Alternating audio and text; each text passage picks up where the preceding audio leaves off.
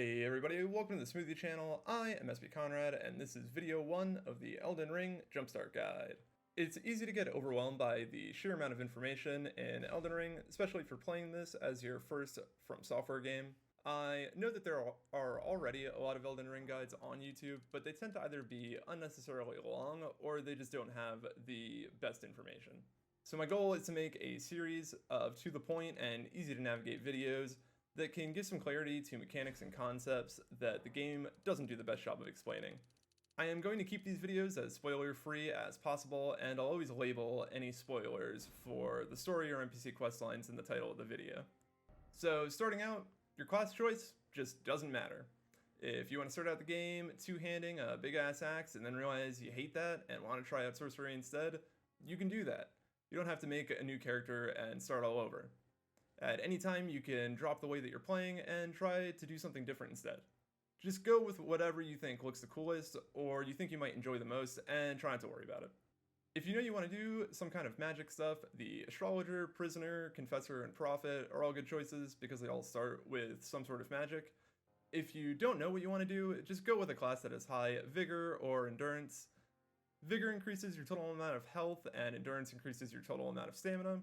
So you can take more hits with higher Vigor, and you can block more attacks, run, and roll more with higher Endurance. So if you don't know what you want to do, just go with the Hero, the Vagabond, or the Samurai, because they all have higher Vigor and Endurance. The character I made did start as a Wretch class, but I don't recommend starting as the Wretch because it starts with no real stats and no equipment. The only reason I'm starting as a Wretch is because it means starting with nothing, which means finding everything, which means I can show people how to do things, which is the whole point of the series. Your Keepsake also doesn't matter. The best Keepsake to start out with is probably the Golden Seed, but again, it really just doesn't matter which one you start with. My goal with the character I made for this series was to make a buff but pale Abraham Lincoln, and he may not be perfect, but I'm still happy with my attempt. As soon as you start the game, before you do anything, you should check your equipment load, which you can find in the equipment, inventory, and stats menus. There are 3 different equip loads starting out: light, medium, and heavy. When you roll with a heavy equip load, it's called fat rolling. Fat rolling is slower, you have a higher chance of getting hit, and the distance of your roll is a bit shorter than with the medium and light equip loads. Basically, it is almost always better to have a light or medium equip load, but some of the classes, like the Vagabond, start out with a heavy equip load, and so are fat rolling, and most players don't realize it because the game never really says anything. Also, just to get it out of the way early, you can sprint in this game. A lot of new players I talk to don't know that, so you can sprint. To switch between one-handing and two-handing a weapon, press either Y in the left bumper or Y in the right bumper, depending on which one you're trying to switch. When you two-hand a weapon, you get a 50% increase to your strength. So if your strength is 20, you can effectively use any weapon that requires 30 strength as long as you two-hand it. Two-handing does more damage than one-handing. The amount of damage depends on the weapon and on the type of attack and on the stats involved. When you're two-handing a weapon, you'll always perform the weapon skill for that weapon when you hit the left trigger. When you're one-handing a weapon, you will always perform the skill for whatever is in your left hand when you hit the left trigger. So if you have like a parry shield in the left hand, when you hit the left trigger, you'll parry. There are only 2 instances where this changes. If the equipment in your left hand has no skill, you will perform the skill for whatever is in your right hand when you press the left trigger, regardless of whether or not you're one or two-handing. The other instance where this changes is if you are power stancing, you will perform the weapon skill for the weapon in your right hand, no matter what the weapon is in your left hand. So power stancing is when you dual wield 2 weapons of the same type. So when you're power stancing, R1 and R2 are always going to be the same regardless of whether or not you're power stancing. Then L2 is going to be the weapon art for whatever is in your right hand, and L1 is the only thing that actually changes, and it swings with both of the weapons that you're holding. Also remember that you don't have to use the exact same weapon in each hand, both weapons just have to be the same type. If you're ever unsure if you're power stancing correctly, just hit L1. If you don't swing with both weapons, then you know that you're not power stancing. When you start the game, you start with 3 red flasks, which replenish your health, and one blue flask which replenishes your focus points or FP, and your FP depletes mostly when you cast spells and use your weapon skill. When you rest, you can switch how many of each type you want. For some playstyles, it may be better to start with 4 red drinks and 0 blue drinks, especially if you start as a class that has no spells.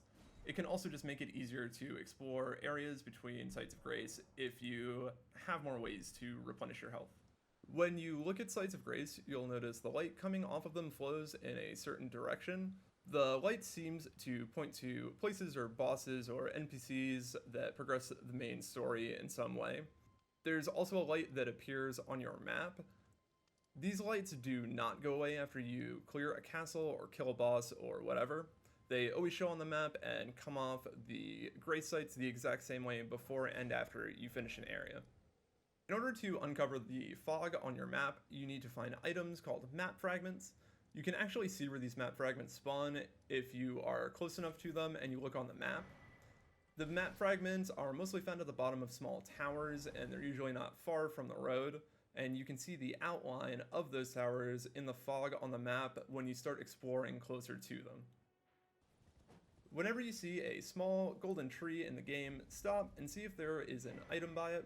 Golden seeds can spawn under these trees, which you can use at a Site of Grace to permanently increase your flask uses by 1. Likewise, when you see churches, there's usually an item in them called a sacred tear, which you can also spend at grace sites to increase how much HP or FP is replenished each time you drink. At one of the churches early on in the game, you'll find an item called the Flask of Wondrous Physik. This flask does replenish every time you rest, just like the normal red and blue flasks, but unlike them, it only comes with a single charge, and it is not affected by the golden seeds or sacred tears. Throughout the game, you will find other items called tears that you can use to customize the Wondrous Physik flask. You always infuse the flask with 2 tears, and drinking the flask gives you the effect from both of these. So, for instance, there is one that temporarily increases your max health, and there is one that temporarily increases your max stamina. If you put both of these into the Flask of Wondrous Physik when you rest at a grace site, you'll notice that both the max health and max stamina increase temporarily.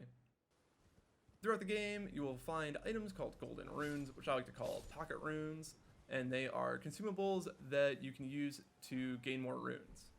Because runes are used for both leveling up and as currency to buy items, I like to hold on to these and only use them when I am out of runes and want to buy something from a vendor, or when I am close to the next level up and I can just spend a couple of these to get there.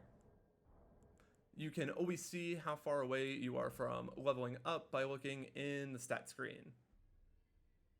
So this is pretty much everything you need to know to hit the ground running in Elden Ring. And if there is something in the game you want to know or understand better, please let me know. And just in case anyone is curious, here are my character stats. I put enough points into strength and dexterity to use a weapon that I thought looked cool, and then just dump the rest into vigor. I am just past the first big boss in the game, which I believe I did at level 28, and I'll have a video on that in the future. I hope this helped, and if it didn't, then thanks for watching anyway, and who knows, maybe you'll learn something in the next one.